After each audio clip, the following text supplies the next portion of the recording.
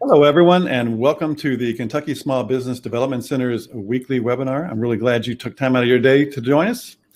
I'm Dave Etkin. I'm the director of the SBDC Center here in Louisville, Kentucky. And as we allow everyone to kind of join and get settled in, I'd like to take a few moments to tell you just a little bit about the Kentucky Small Business Development Center program.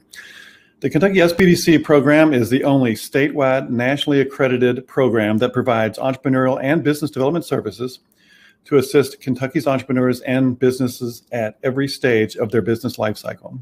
For almost 40 years, the Kentucky SBDC has assisted emerging and growing businesses by providing the professional expertise, tools, and information necessary for entrepreneurs to start, fund, and grow their businesses. We do this at no cost to you, thanks to the U.S. Small Business Administration, the University of Kentucky, as well as regional universities, colleges, and local economic development agencies.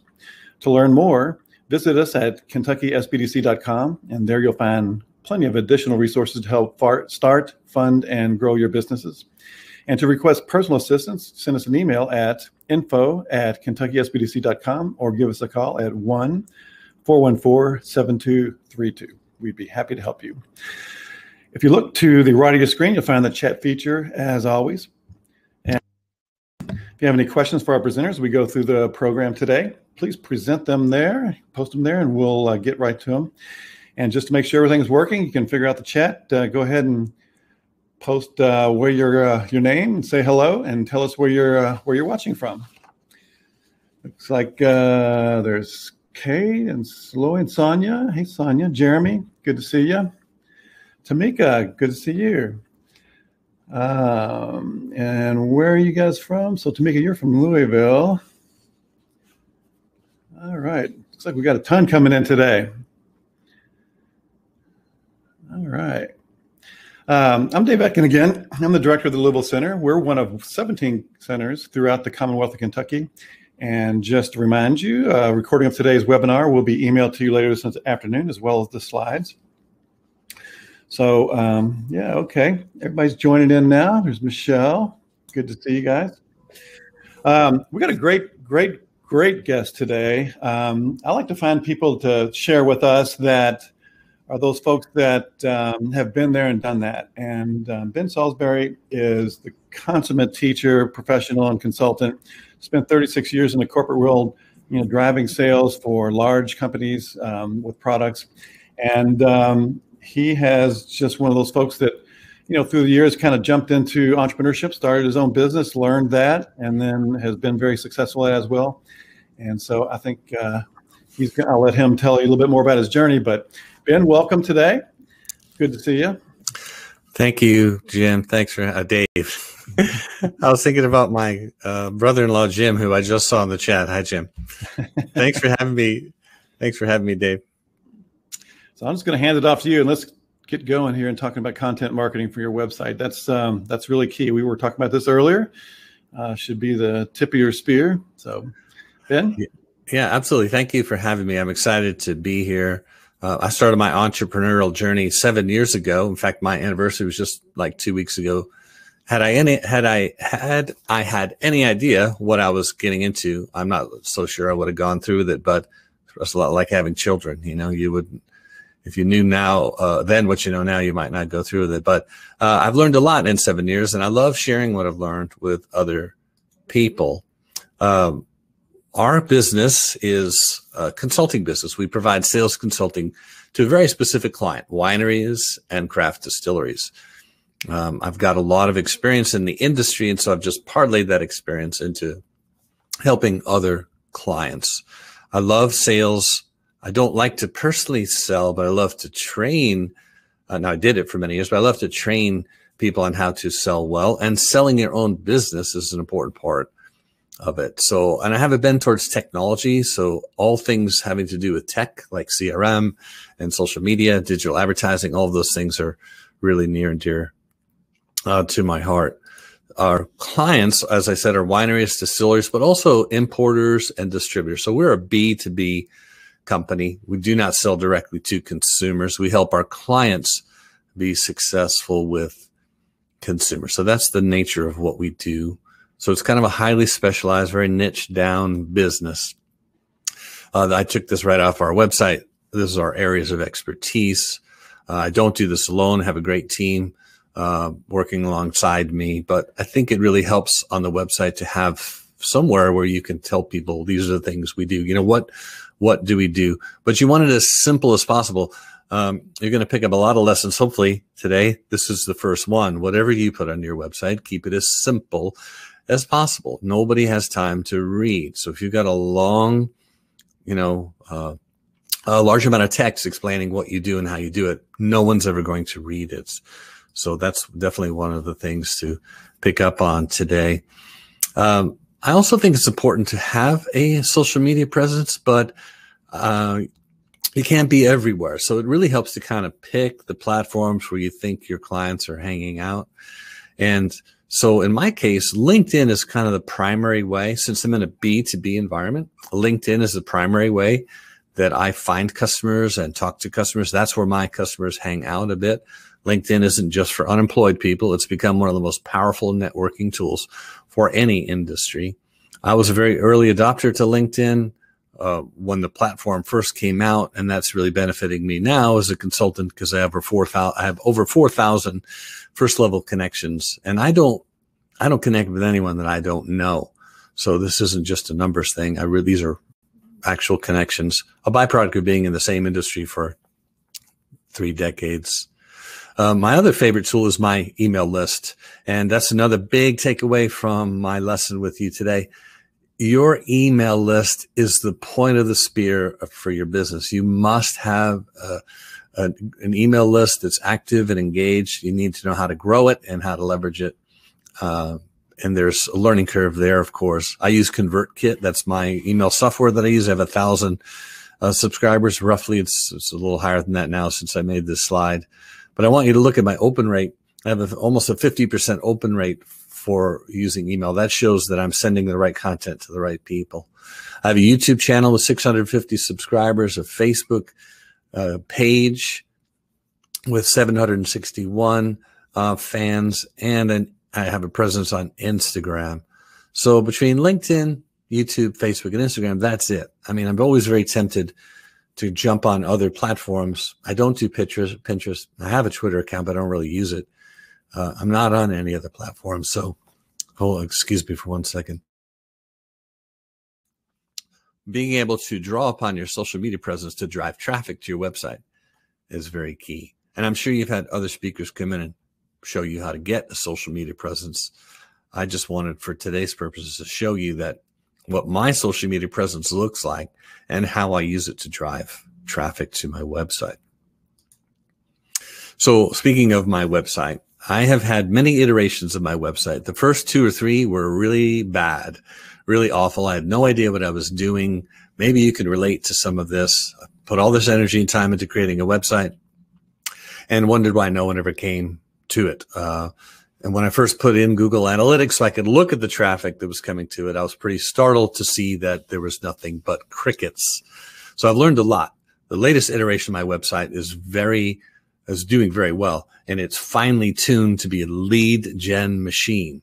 When you come to SalisburyCreative.com, and you should check it out, not now while I'm talking, please, but go check it out, you'll see that it is hyper focused on getting your email address. That is the purpose of my website. If you want to find out more about what we do, you have to dig around. When you first get there, it's plain as day. What we want you to do is just sign up for something. So I look forward to sharing more of what this looks like today.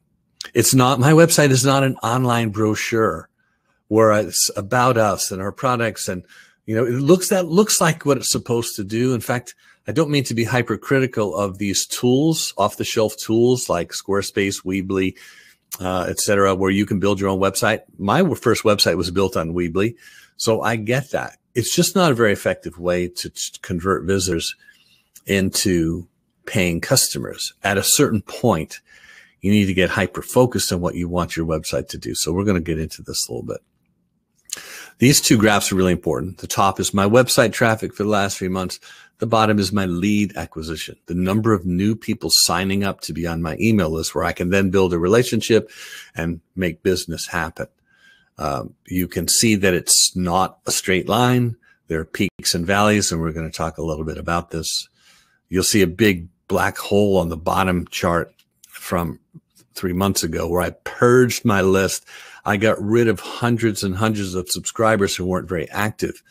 They already proven they didn't want to be on my list, so I got rid of them, and it really helped my open rates and it just made me feel more excited about the business. But this website traffic is what we're here to talk about today. How do you get that website traffic? How do you get quality website traffic? How do you have more control of that? So here's what we're going to learn today. The different types of traffic, because there are different types, is helpful to know. Why you want to drive traffic to your website. Understand that converting visitors to paying customers is a journey. It's a relationship. It isn't a transaction. So that's another huge takeaway from today. Don't treat your website as a place to get transactions. Now, some of you may have a business where your website is there to sell products and you've got a shopping cart and a checkout and all of that. So I'm not saying don't expect your website to sell. I'm talking about these first-time visitors, people who first visit your website. They're not going to convert right away, very rarely, which is why you need to leverage email marketing. But it really helps to understand, and I'm going to color this in a little bit more today, what it looks like to understand that this is a journey and a relationship. The fourth thing you're going to learn today is what your website should be optimized for. I just shared that mine is optimized for lead generation and lead generation only. And for some of you, if you take this to heart and go make some changes, you're going to see a big difference in your business. Understand who your customers are and what they want and optimize for that. And then the last thing I'm going to teach you today is how to drive traffic to your website using content marketing, which is what you're here for. And a few bonuses along the way, a little bit of SEO, a little bit of email marketing, a little bit of lead generation, social media, and advertising. That's where we're headed. So let's get to it. The first thing you got to do before we get into driving traffic to your website, I would really be negligent by not spending a little bit of time about getting your website ready for that traffic. Because what good is all that traffic if you're not going to be able to convert it? So we got to make sure your website is ready for more traffic. So why drive traffic to the website? Why have people visit your website? Well, it could be multiple things depending on your business. Obviously, you want to make a good first impression. I wish we had time for me to show you dozens and dozens of examples of really bad websites that really have no reason for being. And what you would find in common with all those is they're too wordy, it's too disorganized, people bounce, and it'll tell you, your bounce rate will tell you a lot about how well designed your website is. If you're trying to make a good first impression, simplicity and keeping things clean and simple is the way to do that. Maybe you're trying to solve a problem. Maybe people are coming to your website because they have a problem and they're hoping that they'll find something on your website to solve it. For many of you, you're trying to sell products and services. I think there's a better way to do that than just having one website, but that's why I have this in parentheses. It's not easy to get cold traffic to your website and turn them into paying customers. You have to think about the funnel and how long it's going to take to develop a relationship with them. Or you could be like mine, which is to generate leads. Ever since I optimized my website for generating leads, it's made a huge difference in how I use my website and what I get out of it. This starts with who is your customer and what do they want? So I would love it if you take a few seconds to type in the chat, who's your customer, you, and what do they want? You'd be surprised. I'm not trying to insult your intelligence. You'd be surprised how many people aren't crystal clear on this. I haven't always been crystal clear on this, I can assure you. But once I did get clear, it made what I put on my website stand out even more. So I'm going to keep an eye on the chat here. I appreciate you sticking yourself out there. If you're going to answer me in the chat, maybe you're a dry cleaner and your customers are people from your neighborhood that need dry cleaning. Okay, we've got some answers coming in. Executives and leaders who need more confidence. That's great. Jeremy says seeded, funded to 50 million in revenue. That's who your customers are, Jeremy. I'm not sure I'm following that. So if you're giving me half of my two-part question, it's hard for me to get it. Who is your customer and what do they want? So if you are removing construction debris, who's your customer that you do that for? And I'm not trying to pick on anybody or call anybody out, but these are two really important questions that you need to sit down and really consider, really ponder. So Justin says his customers are realtors and business consultants. What do they want, Justin? So Darlene says her customers are parents and they want coaching support. I would be a lot more specific than coaching support. Anyway, I think you get the idea. Get real clear with yourself who your customer is and what they want, because that is the key to making your website work for you. Don't just put up an electronic brochure or digital business card. It's just a waste of time. Because when you dial in who your customer is and what they want, and you make your website serve that purpose, you're going to have a big difference in your revenue. So here's my simple website strategy, and I can't encourage you more to think simple on this stuff. My research tells me that my web visitor are wineries and craft distilleries, and they're interested in selling more. That is key. That's the key word for me. How do I sell more wine? How do I sell more spirits? They're what my customers are wineries and distilleries, and they want my help selling more. Are there other things that they want? Sure. But I can't serve all of those needs. So I pick the one that I can serve really well, and I focus on that. So when people visit my website, they find something right away that can help them sell more wine and spirits. The early iterations of my website was not designed like this. It was just a bunch of stuff thrown up against the wall, something for everyone. Hey, they can rummage around and find what they need. You got about 10 seconds. You have 10 seconds to have somebody find what they want on your website. That is not a very long time. So the more junk you pile into your website, the harder it's going to be for you to convert visitors to sales. And the last thing is I want them to sign up for my email list. So here's my simple strategy. Visit my website, find something right away that helps you do what you want, which is sell more wine and spirits. Sign up for my email list. That begins their journey with me, that I patiently cultivate those relationships over time. Now, there's several ways to get people to visit the website, which is why you showed up today. But I'm trying to help you understand that you could be great at driving traffic to the website, but if you don't know who your customers are and what they want, and you don't know how to give it to them right away within the first 10 seconds, you're going to spin your wheels a good bit. So content marketing and a little bit of SEO, and the two kind of go hand in hand. That's what we're here to talk about today. Somebody asked a question about my email software. So a lot of people use MailChimp. I started out with Constant Contact. Now I use ConvertKit because it's so simple. And I won't have time to get into this today, but if you really go to the higher levels of email marketing, it's very much speaking to people one-to-one at scale, and not newsletters, not mass, communication. None of that stuff really works very well. So back to my website. When you first get there, front and center, and this is a little video thing, this glass moves and it crashes. Motion is super important on that first visit to the website, but it's pretty clear. My clients are wineries and distilleries. They want to sell more products. So look, the environment for selling has changed. Have you? Get the Modern Playbook. The Modern Playbook will show you how to sell more wine and spirits. It's super simple, super straightforward. When they click on that button, it takes them deeper into my funnel. There, they'll learn more about the Modern Playbook and they can sign up for it. But to sign up for it, they have to give me their email address. My website is optimized for leads. Now, along the way, if you hang out just a little bit longer, you'll start to get a few pop-ups. One of my pop-ups is my free guide to selling wine and spirits remotely. This is one of my top lead magnets. Download my free guide. When they do that, they have to give me their name and email address.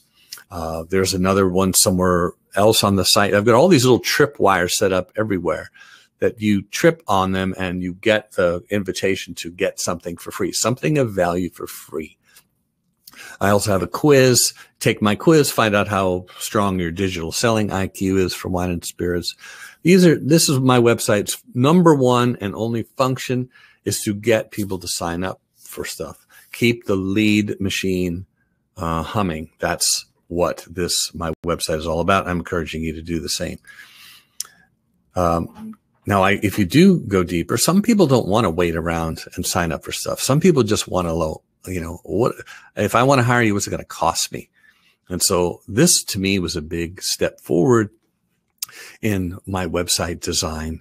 You can click through to this little page and it'll just show you, I got 3 ways that I can serve people. One is the free way. Another is paid online courses, which is probably the best value, biggest bang for your buck, much, much cheaper than hiring me live. And then you could work with me, and I have a 30-minute discovery call that costs $300. You can rent my brain for an hour for $900, or you can rent me for a half a day at $3,000. And this is all plain as day on my website. A lot of that scares people over here to the free stuff and the online stuff, which is not a bad thing because they're much more likely to sign up for my paid online courses once they see what I charge to interact with me live. But my point of showing you the slide is this. Make it super easy for people to get what they need. Don't make them dig around for it. Be as plain as day. In my case, there's 3 pathways to what? To better sales results. For my clients, that's what they want, is better sales results. When I got really clear on that, as I said earlier, it just made all the difference. So, quick side note here, a little tough love here. I see this and hear this all the time. I want to use my website. I want to generate $1 million in sales, but I'm going to build it myself, or I'm going to have my cousin build it. And, you know, I don't understand this thinking. If you want to generate $1 million in sales and you're not willing to spend $5,000 to build a kick-ass, super great website, well, I don't really feel sorry for you. And you don't need to spend $5,000. But I'll tell you something else. You sure don't need to spend 10 or 15. Don't be spending $10,000 or $15,000 on a new website. It's not necessary today. It used to be when you had to write code for everything. I'm a big WordPress fan. WordPress gives me unlimited flexibility to make my website do exactly what I want it to do. So if you want me to look at your website, you want a second set of eyeballs on it, give you a nickel's worth of free advice, you're welcome to email me. I'll take a quick look, or someone from my team will take a quick look and send you a note. But that's just a quick side note. Thanks for letting me get on my soapbox. So quick recap of my strategy, and we're going to spend the rest of the time talking about how to drive traffic. I know who my client is and what they want. You're going to get a copy of this presentation, but if I were you, I'd take out my phone, get a screenshot of this, because I have a feeling there's many people on this call who need this. They need this list of 5 things. Who's my client? What do they want? Get laser focused on that. Number 2, my website is designed and optimized to quickly provide what my customers want for free, because I want their email address. I'll build a relationship with them and sell them something later. Right now, I want that email address, and I get it, and I get lots of them because I'm really hyper-focused. Number 3, I understand it's highly unlikely that a first-time visitor will buy right away, and that's okay with me. I recognize it as a long-term game. So my conversion, I'm not trying to sell something on the first visit. I'm just trying to get their email address, and this is very freeing, and it's a game changer. Number 4, I care far more about the quality of my web visitors than I do the quantity. This isn't necessarily a numbers game. It's really about getting the right people to visit your website with the right intent. And number 5, I know how to find my customers and entice them to visit my website, which is what we're going to talk about now. Does this make sense? If it makes sense, type in the chat that it makes sense. Or alternatively, you're full of it, Salisbury. You're a blowhard. I don't mind that. I won't take it personally. So now we're ready to talk about how to drive traffic to your website, which is why you showed up. Here we go. But I hope you understand. I hope you understand why I took the time I did to help you get your website ready for that traffic. You take the time to do that and then implement what I'm about to show you. You're going to have see a big difference in your results. Okay, so driving traffic to website, there's 2 kinds of traffic. There's organic traffic, which is free, and then there's paid traffic, which you pay for, obviously. When it comes to organic traffic, we're talking about search. People finding your website because they were searching for something. How do I do this? How do I restore my car's paint to its factory luster? How do I mow my lawn in half the time? Whatever it is they're looking for in a Google search, they may find your website. Now, you can pay for search to make sure that you're at the top, but you don't have to if you understand how SEO works and keywords work. I don't pay for search. I haven't ever spent a dime on search because I know how to do it organically. Social media, content marketing, which is what we're going to talk about today, and earned media.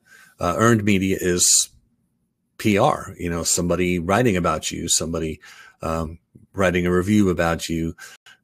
Learning how to do that is the realm of PR and communications people.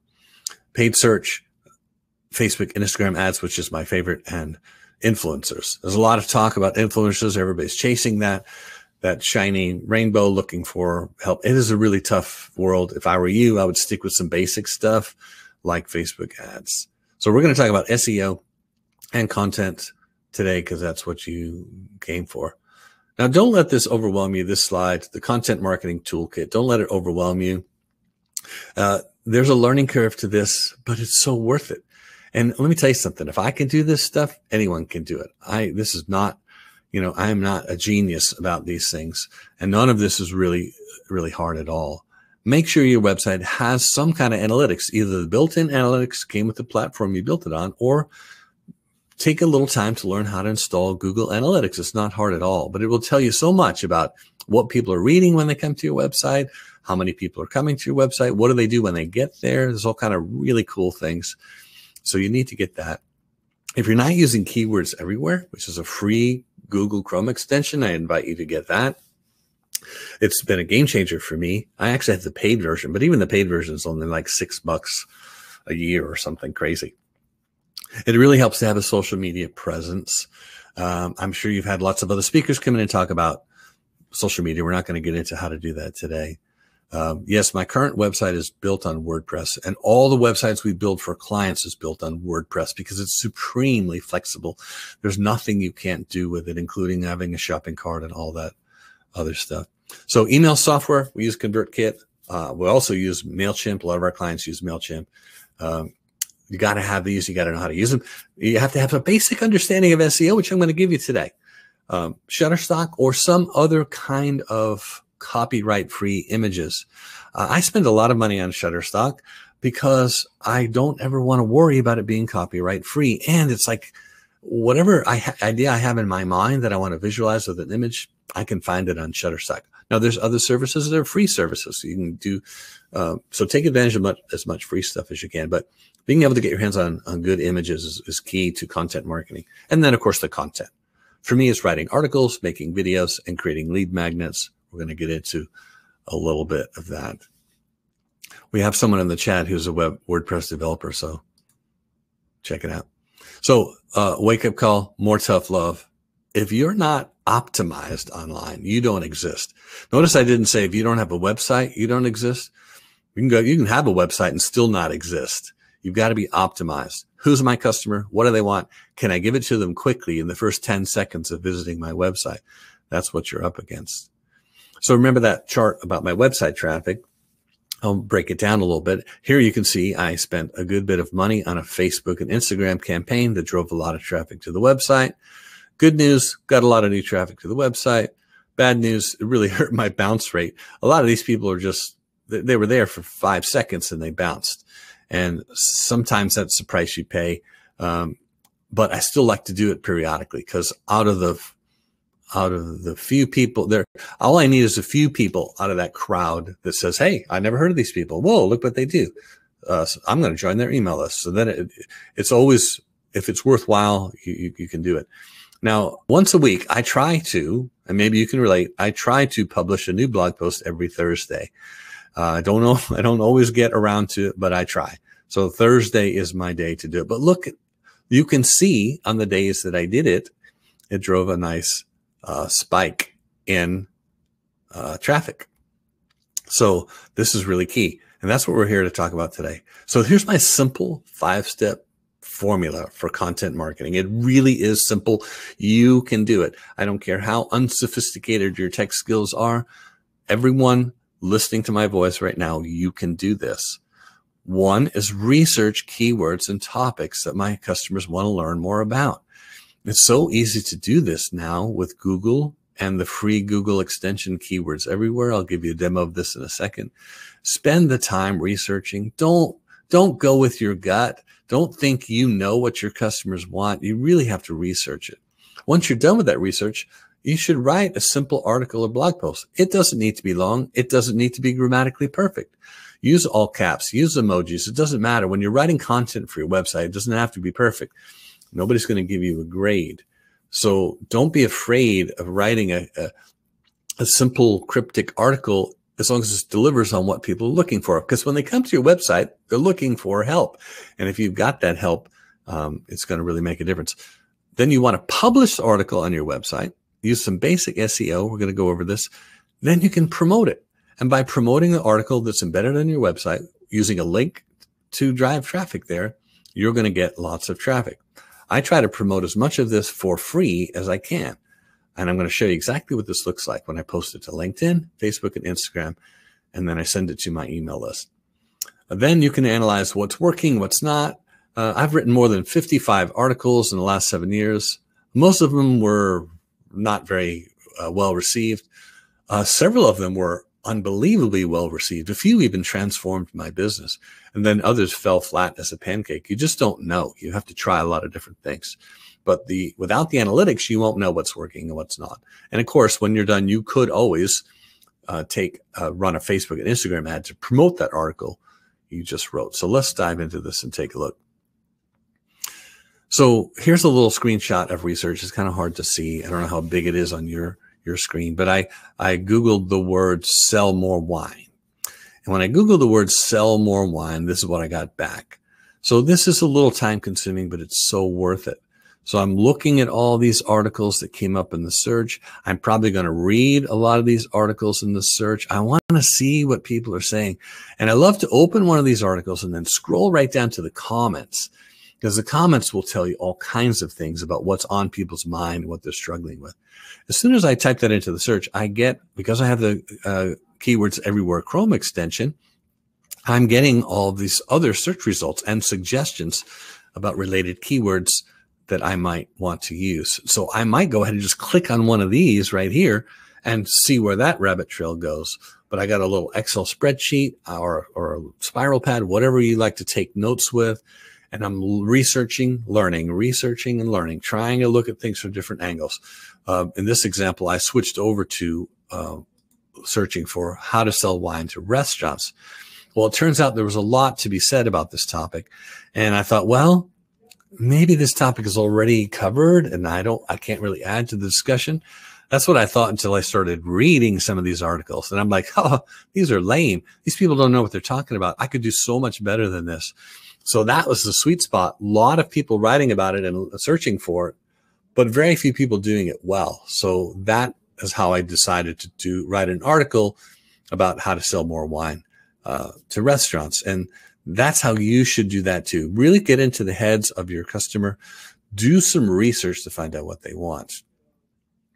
So I'm going to back up just one. Oh, actually, I don't have to back up. So if you put the Keywords Everywhere extension on your Chrome, I like to use Chrome to do my searching, it's going to suggest related words. So I typed into the search, how to sell more wine to restaurants.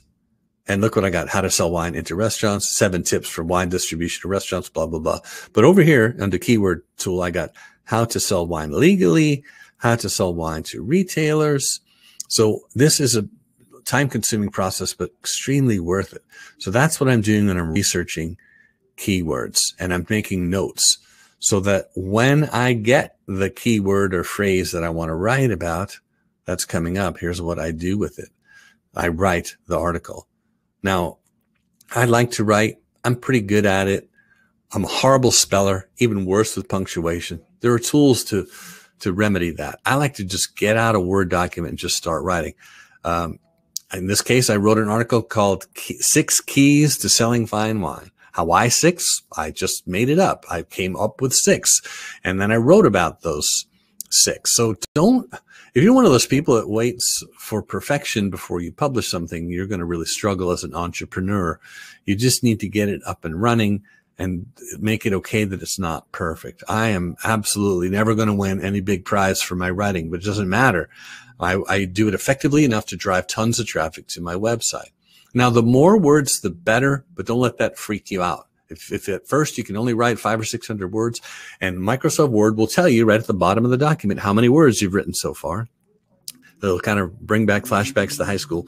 But the more words, the better. So try to stretch out the topics as much as you can. And I can't spend a lot of time on how to write an article, but here's one that I wrote. It came out to be 2,000 words. Ideally, 2,000 to 2,500 is good because Google's search algorithm likes to see long articles. So you have a better chance of showing up higher in search if you use lots of words. But don't stress out. Write 300 or 500 if you're just getting started. Now, on my website, I have a blog. You have to kind of search for it. You have to scroll all the way down to the bottom to find the entry point to my blog. But I get it published there, and when I use the link to drive traffic to it, that's people are going to go back and see that, all those lead magnets that trip up. So if your website doesn't have a blog, this is one of the easiest things to install. You just add a page. Many of these website tools come with a blog add-on, and it's really simple. They walk you through the process. You put in a heading. You can even cut and paste your whole article from Word, and then you kind of just get it organized and cleaned up a little bit. But this is really, really powerful for a couple of reasons. First, when you have lots of written content on your website, Google's search algorithm assigns more weight to your website, and it happens naturally. Plus, you're tapping into SEO by using those keywords that you were looking for. But the other nice thing, which I'm about to show you, is you take the link to that blog post and you use it on your social sites to drive traffic back to your website. And it's very, very effective for this. So here I've got my 6 keys to fine wine. I've got it all written out and I've published it to my website. Now I want to do one more thing, which is to this before I start promoting it, which is to give it some basic SEO. Don't be scared off by SEO. You can get deep into this rabbit hole and you can spend a lot of money on it. But when you're first starting out, just do these basics. Use keywords in your title. How hard is that? Use keywords often in the article. So the keywords I'm trying to focus in on here are selling wine to restaurants. So I use the term selling wine to restaurants quite a bit in the article. You break up the text with headings. Google search algorithm doesn't like to see large blocks of text. So just break it up, like a paragraph like this with a heading and then another paragraph. That's perfect. And on to the next topic. Add some captions to your images. You would be amazed what a difference that makes for search engine optimization when people are searching for stuff on Google. And then use internal and external links, which sounds scarier than it is. You're basically just linking your article on your website to other articles on your website. That's an internal link. Or you can link to other articles that other people have written. This is not hard to do. It's quite easy. Your website software will walk you through how to do it. But if you just did these, 5 things before you publish your blog post, it's going to make a very big difference over time, getting more traffic to your website. So you don't need any special skills to do this. I'm telling you, it's really not that hard. Just some simple instructions like this. Use keywords in your title, use keywords often, break up the text. Anyone can do this, not hard at all. So here's my article on my website. I put some pictures in. I broke up the text with some headings. Everywhere you see red, I've got some internal links and a few external links. Google's search algorithm loves to see these links, internal and external. So don't spare them. And the more you've written, the more, of course, when your very first time, you won't have any internal links, but that's okay. When you write your second blog post, put a few that go back to your first blog post. Those are internal links. I think you get the idea. Now I'm ready to promote. So I just go to my website, I navigate to the blog post, and I look up in the window and I grab the URL. And now I'm going to take that link and use it to drive traffic back to my website. So let's take a little bit more time with this. So here I am, I'm on LinkedIn. I'm ready to promote this article. I don't want people to read the article on LinkedIn. I just want to tease the article on LinkedIn, and then they'll click here to read the full article. That's how I get them to my website. And the only people who are going to click on that are people who want to read the article. So see, it's kind of a self-qualifying process. So this is really cool. I just start a new post. I cut and paste that link. As soon as I do, it pre-populates and previews the cover photo I've used, and it'll even tell you how long it's going to take people to read. If you want to throw in some hashtags related to your industry, you can. That certainly helps. Look, 1,129 people viewed this. Not all of them clicked through to my website, but a whole lot did. So I wrote an article, published it on my website, did a little bit of SEO, took the link, popped it into a post on LinkedIn, driving traffic to my website, well-qualified traffic. What did it cost me? Nothing but time and a little bit of research. Here's what it looks like on Instagram. Now, if you're not using Linktree, I highly suggest, because you can't drive, people can't take an action. You can't put a link in a post. You can't put a link to your website in the post. You have to put it up here in your bio. So Linktree has evolved because it allows people to take that one, you get one shot at putting a URL in your Instagram profile, but Linktree will allow you to expand that. So I have the premium version, which allows me to put some branding in it, but all the links to all my blog posts are right here. So when they see this and they click on that, they can go, it'll say in the caption, see the link in my bio to read the full article. They come up here, click the link, and that's how they get to it. Facebook, same thing. I have a business page for my business. I just do the same thing. I cut and paste that link. I tease it up a little bit, and I use that to drive traffic to the website. Now, I know I went through this kind of fast. You'll get the recording. Go back and watch it again. I just wanted to walk through this. And one final thing, you don't ever boost a post. It's one of the biggest wastes of time. It's not targeted.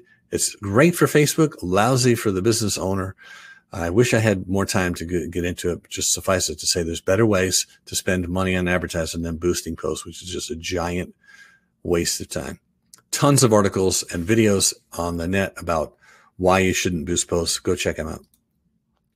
And then you're ready to analyze it. Now, this is not an analytics page of that particular blog post, but this is a classic Google Analytics page where I can see where my traffic's coming from, how much time people are spending on their website. What is my bounce rate?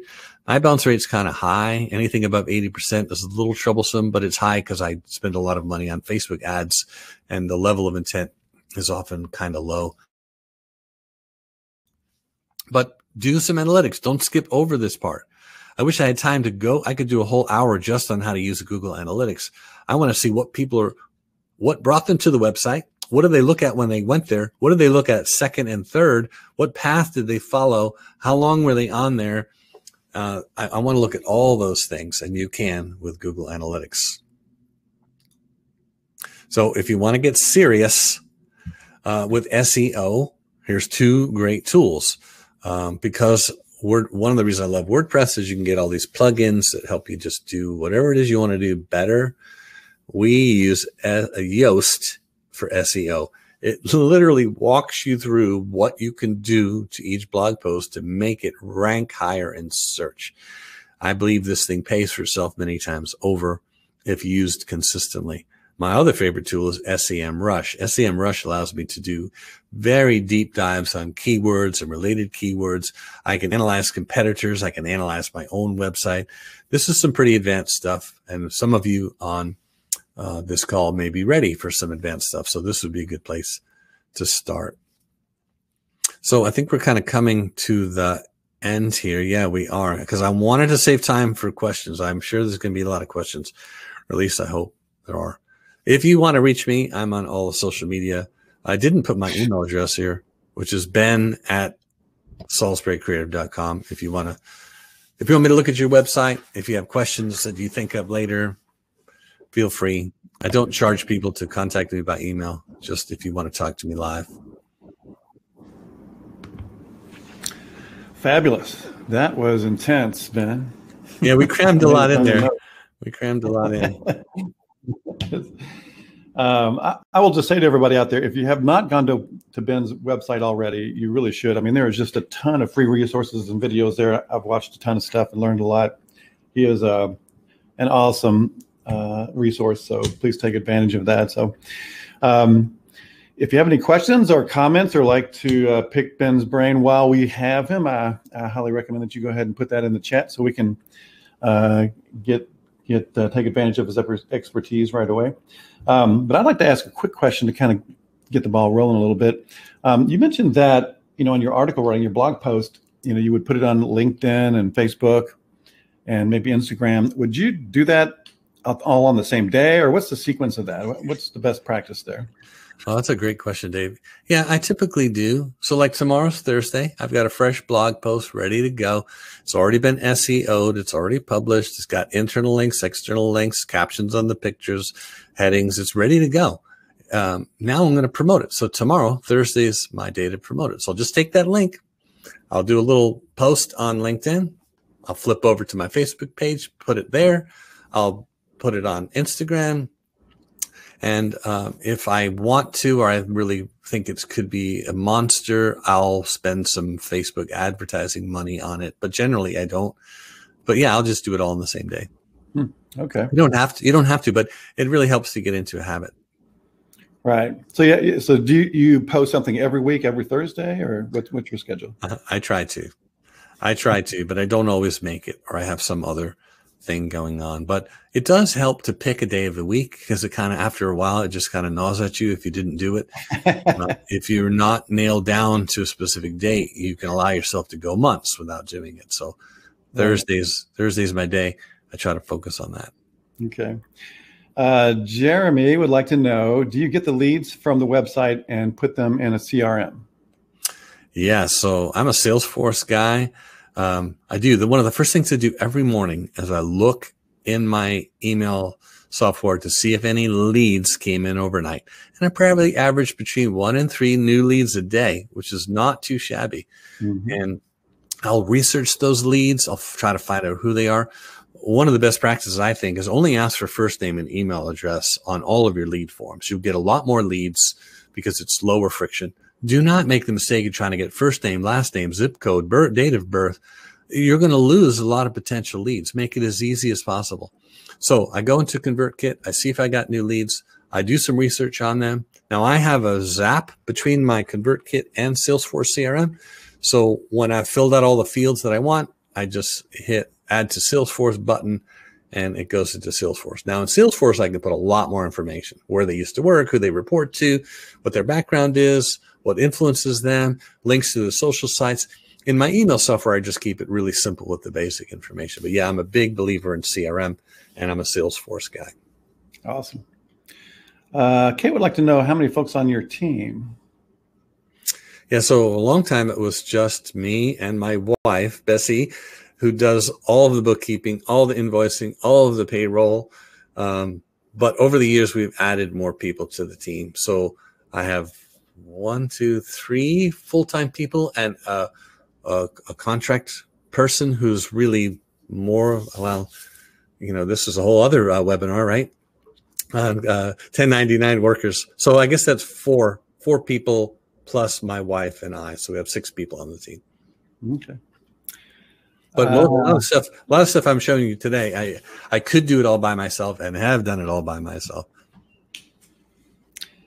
Tamika would like to know if you have any website generators that you would suggest other than Weebly. Well, I'm not a fan of these do-it-yourself websites. Now, they look great. It's like an exercise bike. Some exercise bikes are meant to buy, and some are meant to ride. That's why you can buy an exercise bike for $150, and it soon becomes a place to hang your dirty clothes. It's like that with websites. Just because you can build a website yourself doesn't mean you should. It might end up being a giant waste for your business. I'd rather spend a couple of $1,000s to have a WordPress expert design a site exactly to your specifications. You tell them, I want to generate leads. That's my primary function. I want it to be simple and clean. I don't want people to have to spend more than 10 seconds to get what they need, and help help the person who's actually going to execute it go do that. So, but if you're committed to doing it yourself, there's really not one tool better than another. I don't think Weebly, Squarespace, or there's some others out there.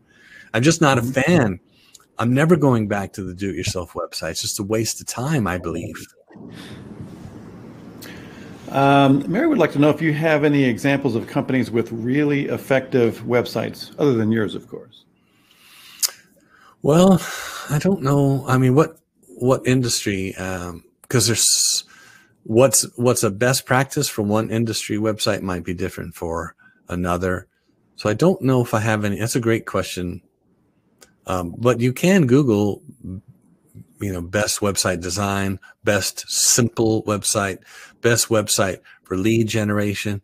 There's a lot of search results that would curate some great examples for you. Okay. My website is new, and this will help me understand how to bring traffic. I'm also pushing employment so that I will provide content for my blogs, hopefully. Any advice? Well, here's a piece of advice. By the way, I love to read. A lot of what I know is stuff that I've read. I'm just not smart enough on my own. One of the best books I've read in the last year or two is called Company of One by Paul Jarvis. If you've never read Company of One by Paul Jarvis, I highly recommend you get that book because he talks a lot about this, how to use content marketing. So my best advice is to take a stand on something. Well, think about this, whatever industry you're in, what are a couple of things that you believe with every fiber of your being, but it doesn't seem like anyone else believes them? And you know that if more people would just listen to you, they would appreciate the unique way that you do something. The minute you take a stand on something and are not afraid to be just a little controversial, your content marketing strategy is going to really take off. For me, that happened when I finally got the courage to write kind of an in-your-face, poke my finger in the eye of tradition. I wrote an article called 6 Reasons You Don't Sell All the Wine You Make. And I just laid into whoever was going to read it. You don't do this and you don't do this. It was one of the most successful blog posts I've ever written. My phone literally was ringing off the hook. And I learned that from Paul Jarvis's book, Company of One. You've got to take a stand. You've got to be polarizing. Don't be lukewarm. Don't try to be nice and polite. Take a stand. Get a little rough with your audience. They'll love you for it. Not everyone is going to, but that's how you find your tribe. That's how you find your tribe. If you're a florist, you can't be a florist for everyone. You've got to figure out who you want to be a florist for, who is your tribe, what do they want, and then you speak to them about that topic. Same thing with a dry cleaner or a car washer or anything else. So I hope that helps. Yeah, here's a question from Kate that kind of dovetails with that. Is she'd like some tips for kind of staying inspired in order to create this content. I mean, what drives you? That's such a great question. Too, so I'm asking for myself as well. Me and Kate, Yeah, so I love to write, but I don't always feel like it. And while I'm committed to publishing every Thursday, I don't set any set time to write. I try to wait for inspiration. And one of the ways I get inspiration, I spend a lot of time on social media, looking at other people advertising their businesses, reading their lead forms, watching videos on YouTube. I'll sit there with use my phone as a notepad or just a little scratch pad. I get a lot of my inspiration about what to write about, but more around things like, how can I be more controversial? How can I be more of a lightning rod? I like things that inspire me to be more courageous, to take a stand and to be controversial. So I get a lot of that from reading books, podcasts. There's so many great podcasts out there for entrepreneurs. And so I can't tell you how many times I listen to a podcast and I jump up and grab a pen to make some notes. Feed yourself a lot of content. That's, I guess, my best advice about that. Okay, good answer.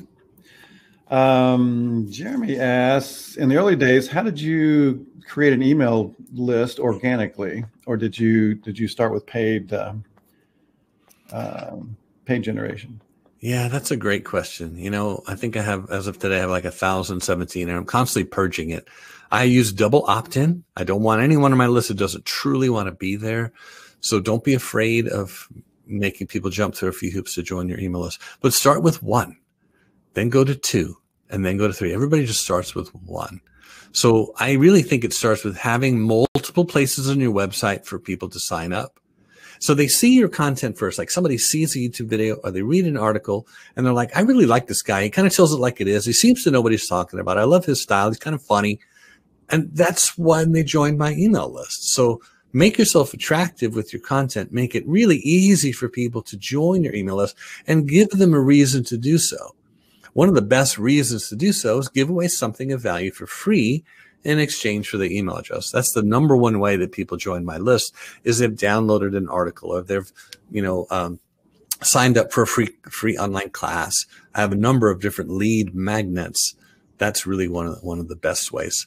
Another great way is things like this. So I do a webinar every other week, and you have to register. So I give away a lot of free training, just like I'm doing with you today. But to get the free training, you have to register on the Zoom registration page. I get a ton of new email addresses doing webinars. So if you're good in front of the camera, even if you're not good in front of the camera, if you got something to say, people will show up. I love this. You want some inspiration? I've always been inspired by this saying, light yourself on fire and people will come from miles around to watch you burn. That is what it takes to be a content marketer. Take a position. Don't be afraid to be controversial, and people will come like moths to a flame. So email lead generation is pretty much fully automated now. And then after that, you have the nurturing process. How does that work? Yes. So a lot of people think automation is for outbound stuff. It's really not. It's more for inbound stuff. So if you sign up for, let's say you like my free guide to selling wine and spirits from all, and you want to get your hands on it. So you give me your first name and email address.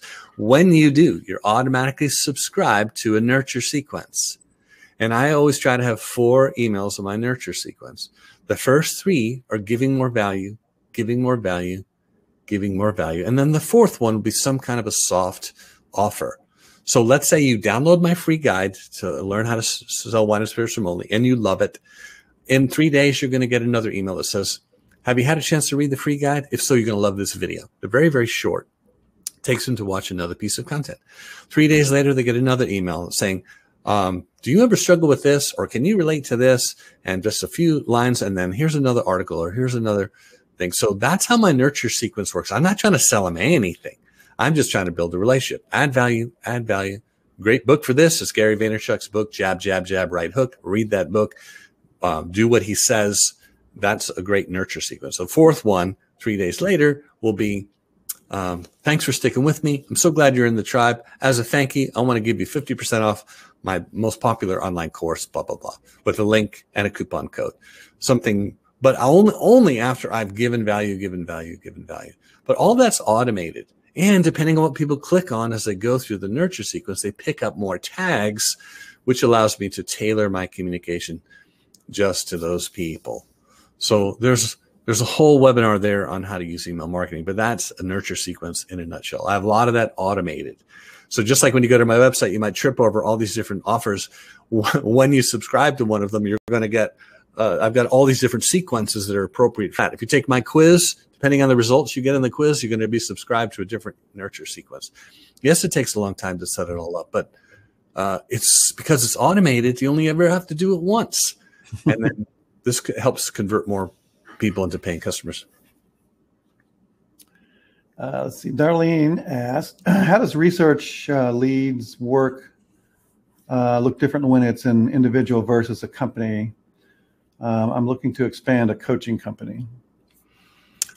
Yeah, so I've always felt that selling is a one-to-one game, and email software allows you to scale that. So I can write a thank you note for someone that likes a particular product of mine and that lives in Connecticut, and I can send that same email to 40 people if they all live in Connecticut. So that's the beauty of using this kind of stuff. So whether you're an individual or a corporation, Corporations are a little bit at a disadvantage because they can only use newsletters and other mass-produced, communication. That's not even a good idea for a big corporation. The big trend in email marketing for corporations is to figure out how to highly personalize every piece of correspondence as if they're writing just to you. As an individual trying to start a new side hustle or something, that's you want to make sure you're like, when you get an email from me, it says Ben Salisbury in the inbox. So you're getting it from me. And it looks like I'm writing just to you. And I know this because I get a lot of people just hit reply and respond. So think of email as a very personal with your name on it, whether you work for a big company or by yourself. Jeremy would like to know, did you learn all this from reading in the School of Hard Knocks, or did you have some outside help? Oh, all of the above. I mean, I made a lot of mistakes. I learned a lot of what I know about digital stuff, right? My gurus are Miles Beckler on YouTube. I watch everything that Miles Beckler puts out. Gillian Perkins, I'm a huge follower of hers. Sunny Lenarduzzi. So I'm constantly watching stuff on YouTube. I'm a huge subscriber to podcasts. I'm a big reader of books. So a lot of it came from that. But I've also had mentors and help. And I've had a lot of help from mentors. And so I try to be a mentor, which is part of why I do this. This is part of how I can give back what I've learned. So it's all the above. Learning by making mistakes, trying new things, falling down, picking yourself back up. Don't be afraid to ask for help, which is my Achilles heel. I'm really afraid to ask for help. But my version of asking for help is watching people's videos and listening to things where I can learn about this stuff. This is kind of a specific question. I don't know if you can help us with this one, but it says, I have Squarespace now and blog from there. She's been thinking about going to Shopify, but the posts don't migrate. Should you make the change, or should you basically stick with what you got? Yeah, there's a lot there to unpack. What's your website built on again? Squarespace. Squarespace. Yeah. So I hope I don't get sued for saying this, but I'm not a fan of Squarespace because they try to bolt on all of these things. They try to bolt on CRM, email marketing, shopping cart. They want that, right? It's really smart on their part to get it all in one-stop shop, but it's not really best for the entrepreneur or the business owner. For CRM, I use Salesforce. For email marketing, I use ConvertKit. For my website, I use a customized WordPress site. I want to optimize all of those things. Optimize my CRM, I use Samcart for my shopping cart. So I try to find the best, and this is why I love WordPress. I can pick the best tool for the job and have it all come together in WordPress. The minute you go to something like Squarespace, you're locked in. You're locked into their suite of tools. They don't make any accommodation to integrate with MailChimp or to integrate with other stuff. So I guess when you're first starting out, it's good to have Shopify, but eventually you're going to want to have a custom WordPress site, which can do everything that Squarespace can do and more, plus better. So that's a big leap for entrepreneurs when they finally graduate to a customized WordPress site, which has no boundaries whatsoever. Squarespace, Weebly, nothing but boundaries, really. But it's a good place to start. It's like training wheels for a website. Yeah. I know we kind of covered this earlier, but let's kind of go back through it one more time here. But when you sell things, you're actually selling to people, and the first step in your research is to figure out who that customer is and kind of build maybe an avatar. So your keyword search, is that in the comments? Is that your recommendation on where you would start to kind of build to figure out who these people are and exactly what they're looking for? Yeah, and I learned this from Mariah Cobbs. So Mariah Cobbs is another one of my gurus that I follow online, follow her podcast, follow her YouTube channel, etc. But she calls it copy stalking. And what she suggests is you go hang out where your potential customer is hanging out and making comments, etc. So forums, blogs, other people's blogs, scroll down to that comment section, get a blank Excel spreadsheet or notepad and just start. At first, there's no... doesn't seem to be a pattern, but you just keep writing and researching and writing, taking notes and researching, and all of a sudden patterns start to emerge. that's why I realized that the things, for me, there were a lot of things I wanted to write about, but it wasn't what my customers were interested in. So I let that go and started researching, what are my customers searching for? What are they talking about? What are their pain points? What are they struggling about? What are they complaining about? And just start making notes. And you will see, like magic, the ideas will come to you. I could probably serve my customers better if I were to do this, because it seems like that's what most of them are really struggling with. I don't know how to describe it any other way, but the research leads you to really great insights about how to better serve your customer. Mm-hmm. And who is Mariah? Could you spell that? Mariah Coz, C-O-Z. C-O-Z. In fact, I spent a year, I paid $12,000 for an online course to learn how to sell online courses. And it was very, very scary. And you can ask my wife, we didn't really have that kind of cash laying around at the time, but we did it to invest in our business. And I've made more than $50,000 in online sales from paying $12,000 in that course. That's kind of how, well, this is why most people just stay in their job. It was too freaking scary to be an entrepreneur. And sometimes you take risks like that and they don't pay off. This one did. But I learned a lot in the year I spent in Mariah's course and can't recommend it highly enough. Her course is called The Accelerator. And so if you're interested in selling online courses or doing webinars, she's the go-to guru. Okay. Well, that's a good tip. I'll check that out. Let's see. Looks like we're getting close to the end here. Quick shout out to Kate B, who just spent 2 hours this morning working on her new Squarespace website. Don't let me go ahead and finish what you're doing. Go ahead and finish what you're doing. You can make it work. Just a year from now, or in your writing your 2022 goals, try to understand why the best websites that help businesses make money are not built on Squarespace. In fact, you can go to any website, right-click somewhere on the page, and go to, I think it says page source, and you can see what the website's built on. So that's a fun thing to do too. Visit a bunch of websites, find out what platform they're built on, and you'll find a pattern that the best-looking, most effective websites are all built on WordPress. Yeah. All right. Looks like that's all the questions and comments we have today, and we're a little bit past the hour. So, Ben, I want to thank you. This has been outstanding. I learned a ton today, and I'm thinking everybody else did too with the amount of comments we had today. I want to thank you so much for coming today. And I want to thank Bessie for hooking us up. You know, she put us all together. So thank you, Bessie. I just put my email in the chat if you have more questions. Yeah. Yeah, Ben is a great resource. Check out his website, because I did, and I was glad I did. And so, Ben, thank you so much. We're going to have you back real soon, I know. Thank you, everyone. And we thanks everybody for coming today. We'll see you next time. Bye-bye.